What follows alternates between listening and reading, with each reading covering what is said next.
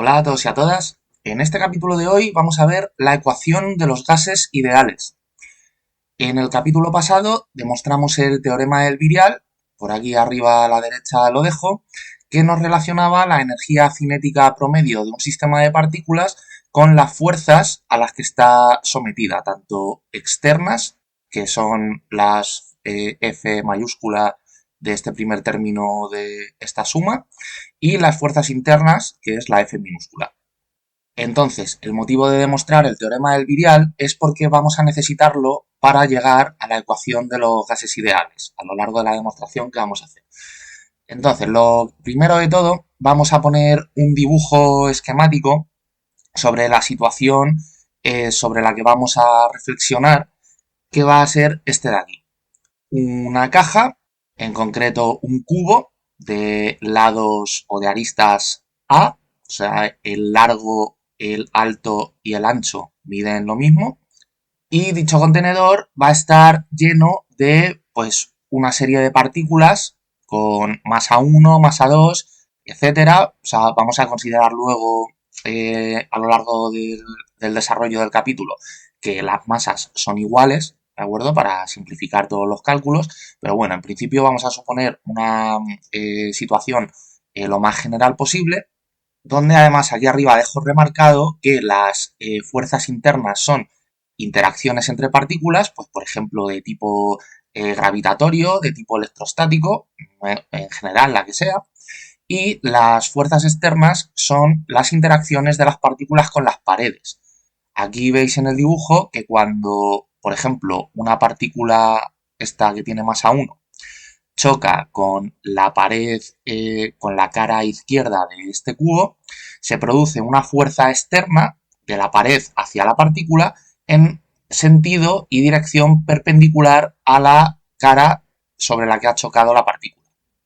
Aquí remarco que el ángulo que está formando este vector R1, si nuestro origen de coordenadas estuviera en este punto de aquí, en esta esquina de nuestro cubo, este vector de posición está contenido dentro de la cara izquierda del cubo y la fuerza externa que ha actuado sobre la partícula 1 en el momento en que choca contra la pared, pues forma 90 grados con el vector posición. Alguien podría estarse preguntando que cuando la partícula, cualquiera de ellas, choca con una pared, en realidad lo que se producen es un par de fuerzas. O sea, porque podríamos considerar que el trocito de masa de la pared contra el que choca la partícula es también otra partícula, y entonces al interaccionar, al entrar en contacto entre ambas, se produce una fuerza de acción-reacción dada por la tercera ley de Newton. Entonces, este planteamiento es correcto, lo que pasa que no necesitamos, para la demostración que vamos a hacer, analizar qué ocurre más allá de las paredes. A nosotros nos interesa las partículas que están contenidas en este volumen de aquí, y luego ya al final de este capítulo o en el capítulo siguiente que hablaremos de la presión, veremos el otro par, o sea, la otra pareja de esta fuerza que va en el mismo sentido, en dirección contraria, que es lo que, como ya he dicho, pues va a interpretarse como la presión, ¿de acuerdo? Entonces, bueno, para terminar de entender el dibujo, porque va a ser importante en el cálculo que vamos a hacer, es el vector R1 y el vector R2, son vectores que están contenidos, el 1 en la cara izquierda y el 2 en la cara inferior de este cubo. Sin embargo, este vector que he puesto general R sub i no está contenido en ninguna cara, ¿de acuerdo? Este vector parte del origen de coordenadas situado en este punto a un punto de la cara derecha, ¿de acuerdo? Por lo tanto, esta flecha verde atraviesa lo que es el interior del volumen de nuestra caja. Lo que pasa que a lo largo de la demostración, para que se pueda entender, me va a venir bien esta disposición que va a ser unir esta masa iésima que está golpeando en la pared derecha y que sobre ella se está ejerciendo esta fuerza externa, unir una recta entre la partícula chocando contra la pared y este vértice de aquí. Por lo tanto, aquí lo que tendríamos en realidad pues es una especie de triángulo, bueno, una especie no, o sea, un triángulo rectángulo, ¿de acuerdo? Porque este ángulo de aquí, eso sería un ángulo de 90 grados, puesto que esta línea verde discontinua está contenida en la cara derecha del cubo, y entonces tendríamos un triángulo rectángulo como metido hacia adentro del volumen del cubo, ¿vale? Siendo este ángulo teta sub i el ángulo que forma el vector posición de la masa iésima con esta arista, la arista posterior de nuestro cubo. ¿De acuerdo? Espero que, porque a lo mejor el que no tenga mucha visión espacial le cuesta entender el dibujo, pero que después de haber dado estos tips se entienda bien. Entonces, dejadme que una vez explicado esto, borre esto de aquí, ya sabemos qué son cada una de estas fuerzas y me llevo el dibujo aquí a la derecha. Bueno, pues entonces, como os decía, lo que nos va a interesar analizar es qué son estos productos escalares de las fuerzas por los vectores posición. En concreto, el de las fuerzas externas, porque a lo largo del desarrollo matemático vamos a tener que descartar las fuerzas internas, pero bueno, no me adelanto, eso ya lo vamos a ver casi al final del vídeo. Entonces vamos a centrarnos en qué son estos productos escalares y vamos a tener dos situaciones. La primera es la que el vector posición de la partícula iésima, la que sea, pertenece al plano formado por una pared. O sea, esto puede ocurrir en tres caras del cubo. En concreto, en el dibujo que tenemos, el vector posición de esta partícula 1 pertenece a la cara izquierda, el vector R2 pertenece a la cara inferior y todavía podríamos tener un vector posición que estuviera contenido en una de las caras del cubo, que sería el vector que estuviera contenido en la cara posterior del cubo, o sea, en esta cara de aquí, que repito, no es el vector R sub i, este verde que he dibujado por aquí, ¿vale? Porque este apunta a un punto de la cara de la lateral derecha. Entonces vais a ver que esto es muy fácil porque lo que tendremos es que poner la fuerza sub i externa. Veis que aquí en el teorema del virial no le he puesto lo de externa, pues para que no me ocupara mucho sitio, pero bueno, da igual, o sea, repito, ya lo vimos en el capítulo pasado, establecí el convenio de que las F mayúsculas son fuerzas externas, las F minúsculas fuerzas internas.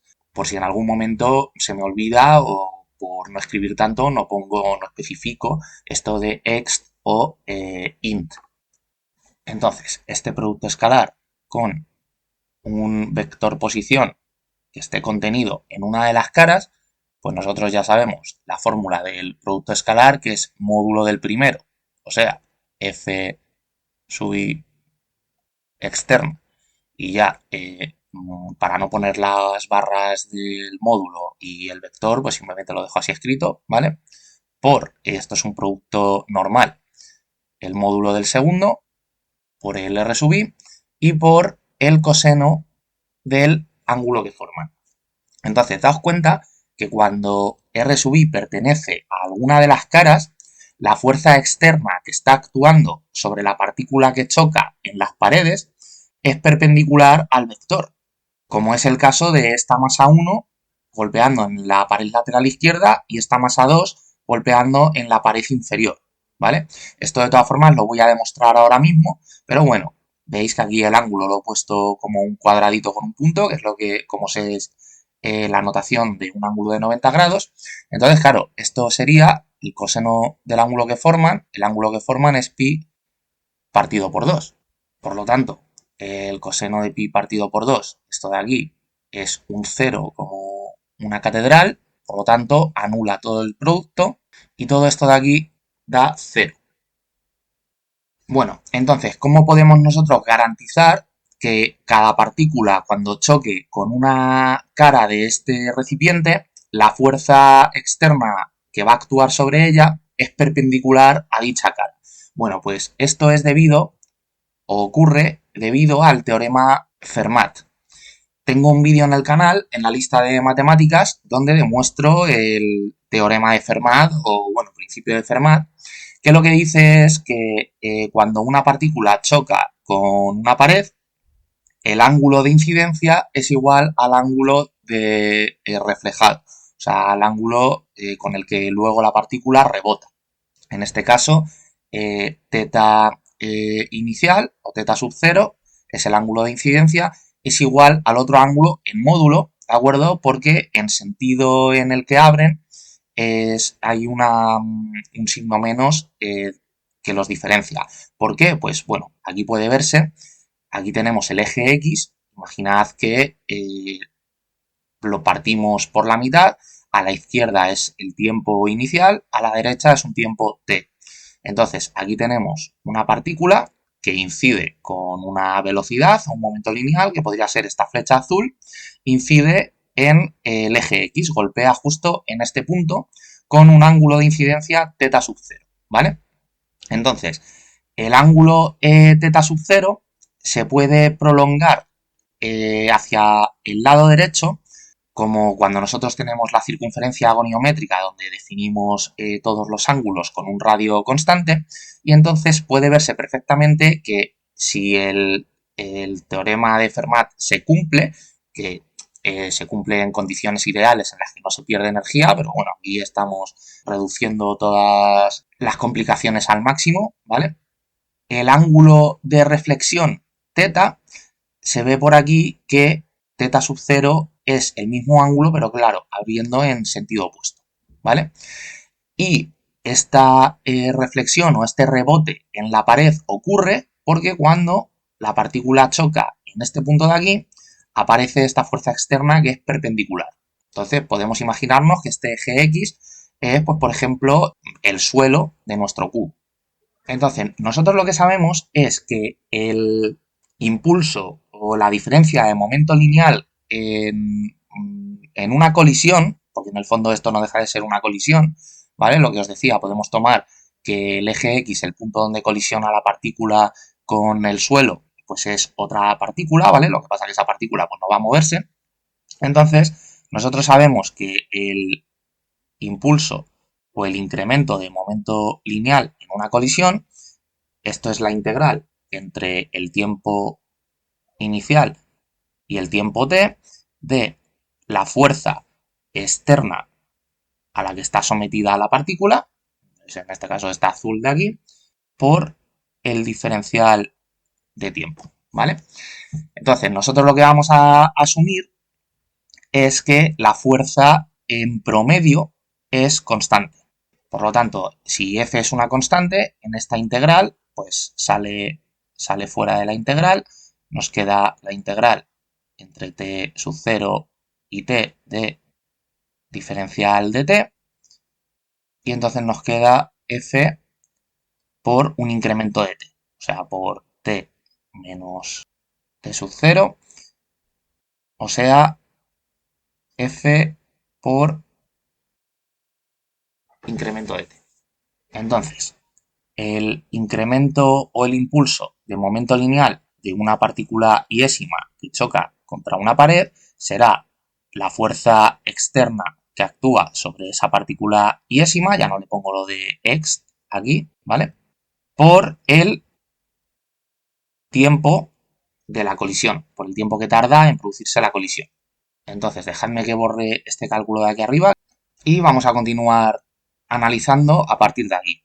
Y bueno, quiero también haceros una recomendación, ahora que me acuerdo, que es que como los vídeos que suelo subir son bastante largos, yo lo que os recomiendo es que os pongáis la velocidad a lo mejor en el 2 es demasiado, eso ya lo veréis vosotros, pero yo cuando reviso alguno de mis vídeos para ver si tengo alguna errata, desde luego lo que hago es ponérmelo a velocidad 1.5. Porque, claro, yo mientras voy pensando para ir escribiendo y contaros todo el rollo, pues siempre o sea, tengo que ir un poquito más lento para estar concentrado en lo que estoy haciendo. Pero vosotros si veis el capítulo del tirón o como semidivulgativo, por decirlo de alguna forma, pues claro, o sea, podéis ahorraros la mitad del tiempo o casi la mitad si hacéis esto que os digo. O sea, en definitiva os lo digo con el ánimo de facilitaros la visualización, ¿vale? Que no se os haga pesado. Entonces, aquí esta diferencia o este incremento de momento lineal, pues lo que será es el momento lineal de la partícula iésima en el tiempo t, ¿vale? Menos el momento lineal de la partícula iésima en el tiempo inicial, o el momento lineal final menos el momento lineal inicial, ¿vale? Esto sigue igual, o sea, aquí tenemos la fuerza externa, vector por el incremento de tiempo, y ahora vamos a intentar sustituir los momentos lineales por lo que son, o sea, la masa iésima por la velocidad iésima de la partícula, menos la masa iésima por la velocidad iésima inicial en el choque de la partícula, igual a la fuerza externa sobre la partícula iésima por el incremento de t. Vale, nos venimos por aquí abajo y ahora lo que vamos a hacer es sustituir las velocidades iésimas inicial y final.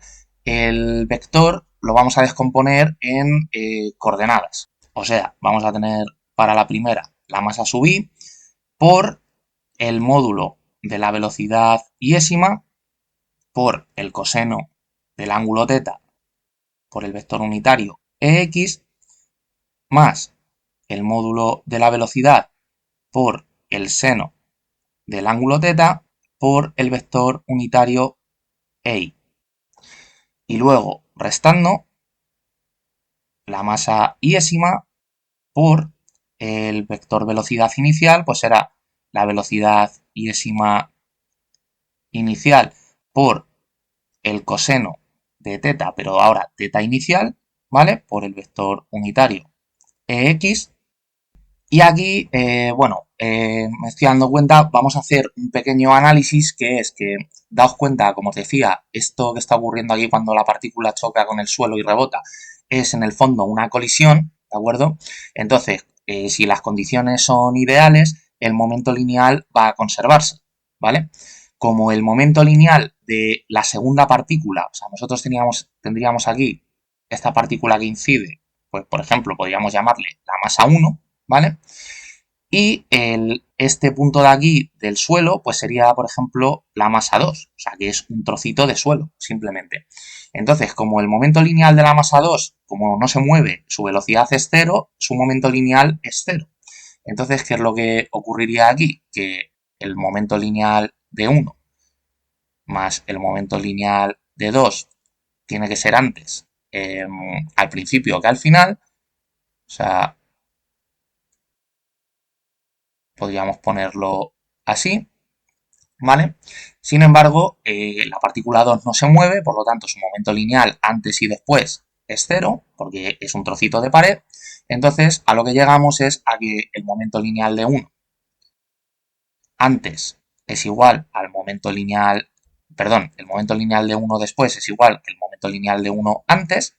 Por lo tanto, aquí tendremos la masa de 1 por la velocidad de 1 es igual a la masa de 1 por la velocidad de 1 al inicio. Como las masas también son iguales, se cancelan y entonces a lo que llegamos es a que la velocidad de 1 después del choque es igual, esto es igual que v1 inicial, ¿vale? Lo digo porque aquí ya la velocidad iésima, pues no voy a hacer distinción entre la velocidad inicial y la velocidad final, ¿de acuerdo? Lo que sí que tengo que hacer distinción es en el ángulo, ¿vale? Aquí pondré coseno del ángulo inicial por el vector unitario EX más V inicial por el seno del ángulo inicial por el vector unitario EI. Y esto tiene que ser igual a la fuerza por la fuerza sub i vector por el incremento de tiempo. Vale, ahora ya sí está todo esto bien. Bueno, entonces ahora vamos a sustituir esta relación que nosotros tenemos, que es que θ inicial es menos θ. Entonces aquí, dejadme que borre estos términos y los ponga ya con la relación que tenemos aquí. Vale, entonces ahora vamos a tirar de una propiedad de las funciones coseno y seno, donde la función coseno es una función par y la función seno es una función impar. ¿Esto qué quiere decir? Pues que la función par f de menos x es igual a f de x y en la función impar f de menos x es igual a menos f de x. Por lo tanto, esto lo que quiere decir es que el menos que hay dentro de la función coseno, pues puede absorberlo o neutralizarlo. Sin embargo, el menos que hay dentro de la función seno sale fuera y modifica este signo más, lo convierte en un signo negativo, ¿vale? Entonces, reorganizo ya esto bien escrito. Vale, entonces en el siguiente paso vamos a organizar todo lo que esté en el eje X en la coordenada X, pues en la X y lo que esté en la Y, en la Y. Entonces, daos cuenta que aquí en la coordenada X podemos sacar MI de factor común a todo. Vamos a poner un corchete y entonces tenemos en la coordenada X VI coseno de teta aquí y aquí menos VI coseno de teta. Y luego, en la coordenada Y, lo que vamos a tener es VI seno de teta menos VI seno de teta. O sea, más, menos por menos más, VI seno de teta, todo esto en la coordenada Y. Vale. Y esto de aquí queda igual. O sea, la fuerza externa por el incremento de tiempo. Vale, entonces vemos que en la coordenada X esto es lo mismo que esto, por lo tanto se nos cancela. Y aquí estamos sumando lo mismo, por lo tanto esto será el doble. Será 2 VI seno de teta. Así que borro esto porque me voy a quedar sin sitio y ya lo dejo resumido. Vale, acordaos que estaba por ahí la masa sub i, ¿vale? Que la habíamos sacado de factor común y nos queda esto. Entonces, nosotros sabemos que la velocidad sub i de la partícula iésima por el seno del ángulo que forma, esto es la velocidad iésima en la coordenada i, ¿vale? Si descomponemos en unos ejes, el eje X y el eje Y, estoy yendo despacio explicando todo porque como estamos en los primeros capítulos de termodinámica, pues no vaya a ser que alguien le pille despistado, pero en cuestión de 2 capítulos más, este tipo de análisis los obviaré para que no se hagan los vídeos muy largos, ¿de acuerdo? Entonces, lo que digo es que pues, nosotros tenemos aquí un vector, el v sub i, por lo tanto, las proyecciones en los ejes serán estas de aquí y tendremos, pues en esta de aquí será la coordenada en X y esta de aquí será la coordenada en Y. Entonces, si este es el ángulo teta, la coordenada en X va con el coseno y la coordenada en Y va con el seno porque transportando paralelamente esta coordenada aquí, pues es el cateto opuesto al ángulo teta. Vale, entonces podemos borrar esto de aquí y añadirle aquí simplemente una coma de que esto es la velocidad en la coordenada y. Y ahora ya simplemente vamos a despejar la fuerza externa. Tenemos que la fuerza externa que se ejerce sobre la partícula iésima en esta colisión que nosotros hemos puesto, pues es 2 veces la masa de la partícula por la coordenada en y de su velocidad entre el incremento de tiempo en el que se da la colisión y todo esto por el vector unitario EI. Entonces vemos perfectamente lo que hemos puesto aquí, que es que cuando nosotros estamos en el eje X Y se da esta situación, que ¿por qué he puesto el eje X? Pues para que los ángulos me saliera esta relación fácil de que teta inicial es igual a menos teta. Porque ya si lo roto 90 grados y lo hago a lo mejor en otro eje, pues a lo mejor esto hay que... tendría que haber hecho un desarrollo más y alargar un poco más el vídeo. Pero lo que quiero decir es que si estamos en el eje X, la fuerza externa que recibe esta partícula al colisionar es una fuerza a lo largo del eje Y, ¿de acuerdo? De módulo esto de aquí. Por lo tanto, vemos que si la pared es el eje X, la fuerza va en el eje Y, por lo tanto, la fuerza externa es perpendicular siempre a la pared sobre la que choca la partícula. Así que ya queda demostrado esta situación que tenemos aquí en el dibujo para que no parezca esto muy arbitrario. Muy bien, y ahora vamos con la segunda situación que se puede dar, que es que el vector posición de la partícula, cuando la partícula choca con una de las paredes, pertenece a las otras tres caras, o sea, a las caras, según en este dibujo, pues por ejemplo, la cara lateral derecha, la cara superior y la cara frontal, la que tendríamos de cara a la pantalla donde estamos viendo este vídeo. Los vectores posición de una partícula que choca con cada una de estas paredes no están contenidos en una pared. Entonces vamos a analizar como caso visual el de esta partícula iésima, la que está chocando aquí en la pared lateral derecha. Entonces nosotros lo que queremos es ver cuánto vale este producto escalar, el de la fuerza externa por el vector posición de la partícula. Entonces, esto vamos a hacer lo mismo, tendremos el módulo de la fuerza externa por el módulo del vector posición por el coseno del ángulo que forman. Entonces, ¿qué ángulo forman estos dos vectores? Pues bueno, daos cuenta que, bueno, como el vector verde es mucho más largo que el azul, dejadme que haga un copia-pega aquí y los analicemos como si el vector verde fuera así de pequeño.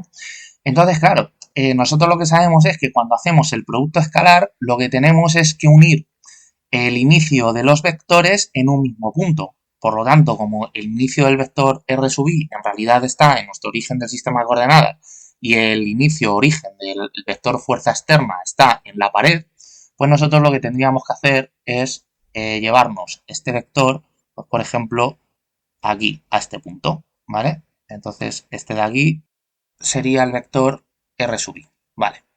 Entonces, ahora lo que vemos es que el ángulo que forman entre los dos vectores es mayor de 90 grados, o sea, es este de aquí.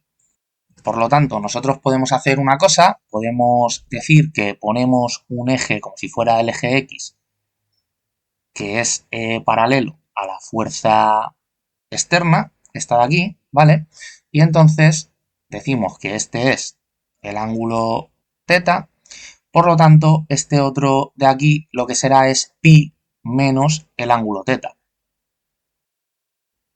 Porque, bueno, ya veis que el ángulo pi sería todo este, el ángulo de 180 grados. Entonces, si al ángulo de 180 grados le quito este ángulo θ, nos queda este otro de aquí, ¿vale? Entonces, ya con eso, ponemos aquí pi menos θ y el coseno de esto de aquí, pues nos va a dar, vamos a hacerlo por debajo, porque esto es una identidad, esto nos queda coseno de pi, coseno de θ, si hay aquí un menos, tenemos que poner un más, y luego seno de pi, seno de θ. Entonces, seno de pi es 0, por lo tanto esta parte derecha se nos va a anular, y coseno de pi es menos 1. Por lo tanto, aquí lo que nos va a sobrevivir es solo un signo negativo, coseno de θ. De forma que tendremos la fuerza I externa por la posición I por menos coseno de θ, pero bueno, ya el signo menos lo voy a poner aquí delante, y coseno de θ. Entonces, bueno, aquí podríamos, porque tampoco estaría de más ponerle un subíndice i al ángulo, pues bueno, teniendo en cuenta que este es el ángulo que forma en su choque con cualquiera de las paredes la partícula iésima. Por lo tanto, para cada partícula habrá un ángulo, cada una formará el que sea, pues según la trayectoria que lleve, ¿vale? Entonces lo dejamos así para ser más correctos. Y ahora lo que tenemos que fijarnos es en qué es el vector posición por el coseno del ángulo. Y es por eso que os había dibujado el triángulo, este que os he dicho al principio del vídeo, que estaba como así medio doblado, metido para adentro del volumen del cubo, y que esta línea discontinua iba desde esta pared lateral derecha, donde choca la partícula de masa I, a este vértice de aquí. Entonces, claro, como esta línea discontinua está contenida en esta pared, forma un ángulo de 90 grados con esta arista, la arista inferior trasera, según nuestro punto de vista. Entonces, claro, aquí lo que tenemos es un triángulo rectángulo. Por lo tanto, RI por el coseno del ángulo iésimo, lo que es esta arista, o sea, esta de aquí. Esta otra, la de la línea discontinua, sería RI por el seno de este ángulo y esta inferior sería con el coseno. Entonces, este inferior, precisamente por ser una arista, como nuestro objeto, nuestro contenedor de nuestro sistema de partículas es un cubo, pues esto mide A. Por lo tanto, todo esto de aquí es la longitud de, de una de las aristas de nuestro cubo. Así que esto nos da ya finalmente como resultado menos la fuerza externa en módulo por A. Ya no le pongo lo de externa, ¿vale? Para no escribir tanto. Bueno, entonces ahora viene donde para avanzar tenemos que interpretar las fuerzas externas como una presión. Y daos cuenta que pongo aquí las F sub i externas en módulo, porque en realidad la presión sería lo que os he comentado al principio del vídeo, que es la pareja de la tercera ley de Newton de la acción-reacción de esta fuerza que dibujo que va hacia adentro de nuestro volumen, ¿de acuerdo? De nuestra caja. Para nosotros la presión es la fuerza que va hacia afuera, ¿vale? Pero como aquí en nuestro cálculo lo que nos ha quedado es el módulo de esta fuerza, pues nosotros podemos decir perfectamente que la presión que ejerce la partícula iésima en un lateral de la caja cuando choca con ella, pues es la fuerza con la que impacta la partícula iésima dividido entre la superficie de esa cara. Vamos a llamarla pues A, en vez de superficie pues área, ¿de acuerdo? Con este área me refiero al área de toda una cara del cubo, ¿de acuerdo? No de un trocito pequeño donde choca la partícula ni nada, aquí no estamos trabajando con diferenciales ni nada, ¿vale? O sea, este área es el área de una pared.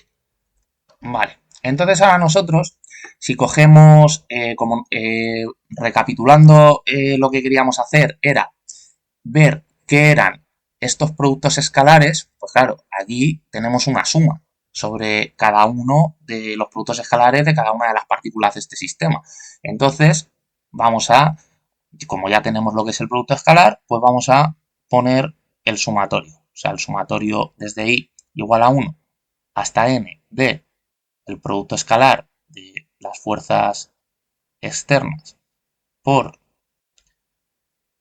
las posiciones de las partículas cuando se ven sometidas a estas fuerzas en una pared. Esto es importante, hay que señalar que este cálculo que nosotros hemos obtenido es para una pared. Entonces, claro, o sea, nosotros aquí a lo que hemos llegado es a que este sumatorio, o sea, a que lo de dentro del sumatorio es esto de aquí. Por lo tanto, el sumatorio tenemos que seguir arrastrándolo, sumatorio desde 1 hasta n, de menos f sub i por a, por la longitud de una arista de nuestro cubo. Y ahora aquí podemos sustituir esta fuerza sub i por el producto de I igual a 1 hasta n, de, pues aquí despejamos la fuerza sub I, pues esto quedará como la presión de la partícula iésima por el área. O sea, la presión sub I por el área de la pared por la longitud de una arista. Entonces, ya me vengo por aquí abajo, el área de una pared, como el volumen es un cubo, pues el área es A al cuadrado. O sea, todo esto de aquí es A al cuadrado, que multiplicado por esta A será A al cubo. Así que todo esto nos queda el sumatorio desde I igual a 1 hasta n de menos la presión que ejerce cada una de las partículas en su choque por A al cubo. Entonces, A al cubo es el volumen y es constante, por lo tanto, este sumatorio no le afecta o puede salir. Por lo tanto, la suma de las presiones de cada una de las partículas pues será la presión total que ejercen todas las partículas en cada una de las caras. O sea, las partículas que chocan en cada instante en una de las caras, pues será la presión en esa cara. Así que este sumatorio, en realidad lo que nos queda es menos la presión en cada una de las caras por A al cubo. Como A al cubo es el volumen, pues esto nos queda menos P por V. Y esto, repito, es en una pared. Entonces, claro, ¿qué ocurre si nosotros pues sumamos la contribución de las tres paredes? Porque, claro, hemos dicho que cuando el vector posición, cuando las partículas chocan con alguna de las caras, hay tres caras que están contenidas en las paredes según donde nosotros posicionemos nuestro sistema de coordenadas. Entonces, estos productos escalares se van a cero, pero hay otras tres caras donde no se van a cero, sino que cada una de las caras da menos P por V. Por lo tanto, sumando la contribución de las tres caras, pues simplemente será tres veces este resultado que hemos obtenido. O sea, hago ya directamente un copia-pega. O sea, aquí lo que tenemos es esto, pero en vez de evaluado en una pared, evaluado en tres paredes. Por lo tanto, será el triple de este resultado que hemos obtenido, será menos tres veces P por V. Así que este es el resultado importante a partir del cual va a haber un punto de inflexión en esta demostración. Por lo tanto, ya no necesito el dibujo, nada más que me servía para llegar a este resultado. Ya el posterior análisis lo podemos hacer solo con matemáticas. Por lo tanto, voy a borrar todo lo que tengo por aquí, salvo este último resultado. Borro el dibujo también y dejo el teorema del virial. Bueno, entonces vamos a coger el teorema del virial, hago un copia-pega y podemos sustituir este sumatorio de las fuerzas externas por menos 3 por la presión y por el volumen. Muy bien, entonces ahora lo que vamos a querer es despejar la presión por el volumen, ¿de acuerdo? Entonces nos traemos este 2 multiplicando a la energía cinética promedio, este menos con este menos, entonces queda 3 veces la presión y este menos convierte en negativo este otro sumatorio de aquí que voy a hacer un copia-pega para no tardar en escribirlo. Vale, entonces ya despejando P por V, lo que nos va a quedar es 2 tercios de la energía cinética promedio más un tercio de el término este de las fuerzas internas. Vale, borro este cálculo de aquí.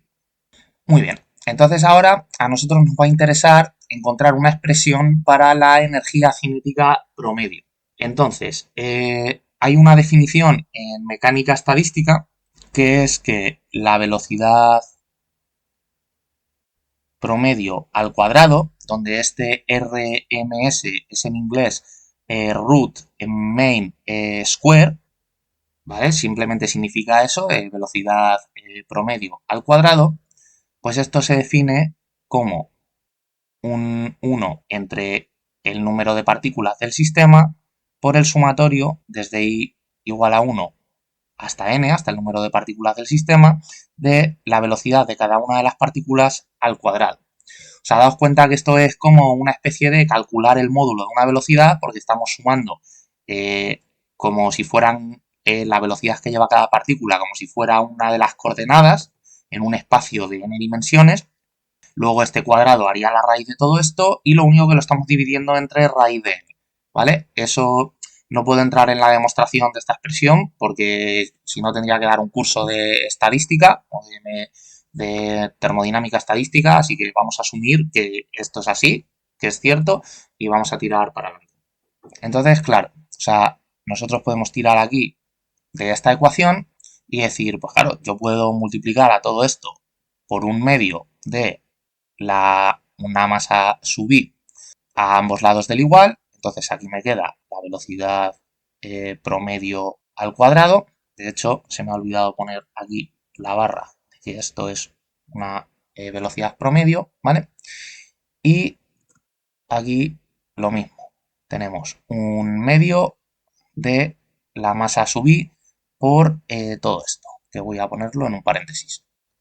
Entonces, claro, ¿qué nos ha quedado a este lado izquierdo del igual? Pues esto es, podríamos decir que es la energía cinética promedio de una partícula, porque tenemos la masa de la partícula iésima por la velocidad promedio que lleva al cuadrado esa partícula, pues por un medio, o sea, esto de aquí es la energía cinética de una partícula en promedio.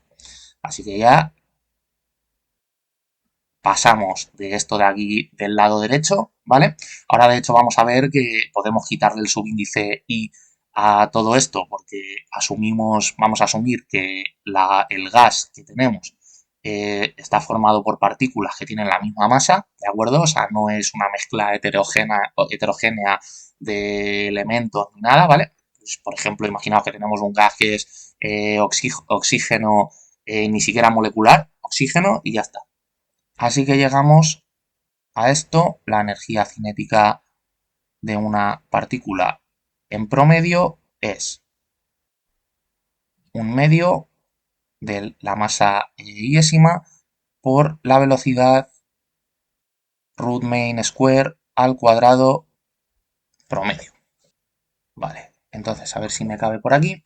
Entonces, si yo hago el sumatorio aquí a ambos lados del igual sobre el índice i hasta el número de partículas, pues lo que me queda al lado izquierdo, desde luego, será la energía cinética promedio total.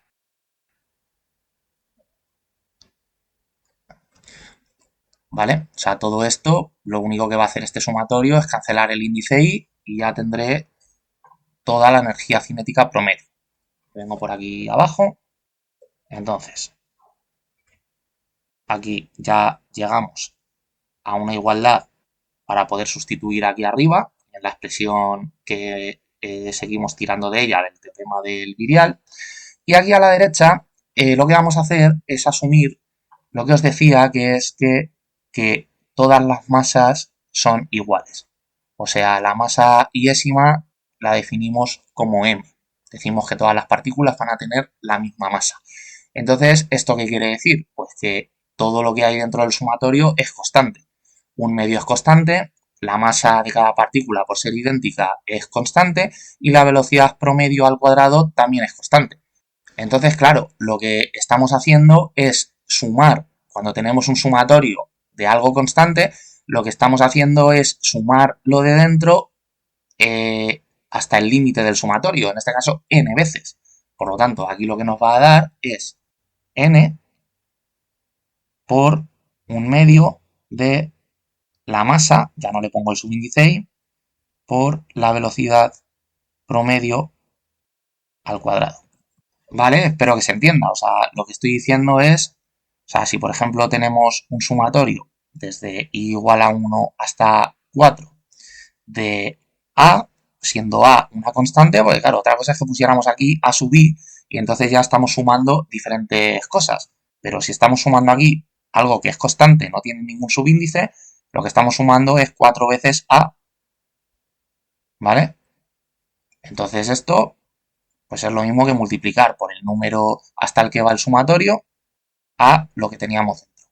Vale, entonces este resultado vamos a incorporarlo aquí dentro. Por lo tanto, voy a borrar este cálculo de aquí. Muy bien, entonces seguimos con el análisis. Lo que tendremos es que P por V es 2 tercios de la energía cinética promedio, o sea, de esto de aquí, que hago directamente un copia-pega, muy bien, más esto otro de aquí, que voy a hacer directamente también otro copia-pega. Entonces, bueno, aquí vemos que se nos cancela este 2 con este 2, por lo tanto, aquí lo que nos queda al final es un tercio y aquí nada. Y se nos ha quedado como factor acompañando a esta suma un tercio, así que pues perfectamente podemos sacar el un tercio de factor común y entonces nos queda el número de partículas del sistema por la masa de cada una de las partículas, por la velocidad promedio al cuadrado, más este otro término de aquí. Entonces, nada, borro esto.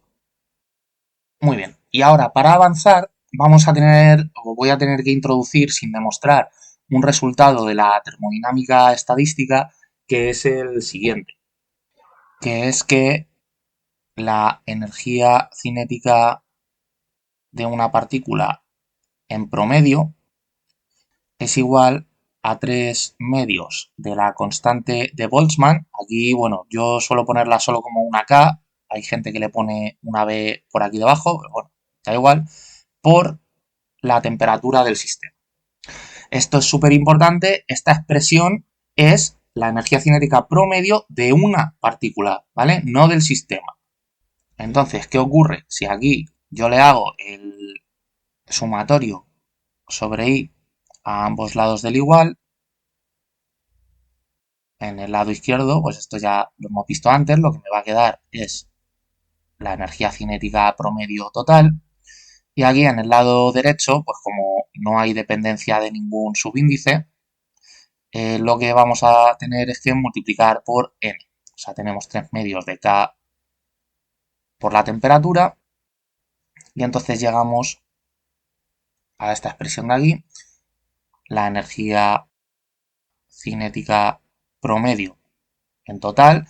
Esto es n por 3 medios de la constante de Boltzmann por la temperatura. Vale, entonces nosotros acabamos de ver que la energía cinética promedio es n por un medio de la masa de las partículas por la velocidad promedio al cuadrado y aquí tenemos al lado derecho n por 3 medios de la constante de Boltzmann por la temperatura. Vale, entonces aquí se nos cancela esta n con esta n y se nos cancela este 2 con este 2. Por lo tanto, llegamos a que me vengo por aquí abajo, a que m por la velocidad promedio al cuadrado, esto es igual a 3 veces la constante de Boltzmann por la temperatura, ¿vale?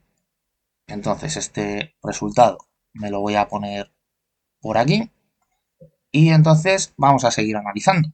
Tenemos P por V es igual a un tercio de voy a distribuir este un tercio otra vez, ¿vale? Entonces tenemos n, pero m por la velocidad promedio al cuadrado hemos visto que es 3 veces la constante de Boltzmann por t.